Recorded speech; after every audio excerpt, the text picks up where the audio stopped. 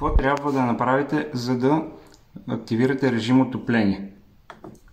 Стартираме машината, избираме режим отопление с слънчицето и с стрелките нагоре и надолу може да променяте температурата в отоплителната система, която желаете да поддържате.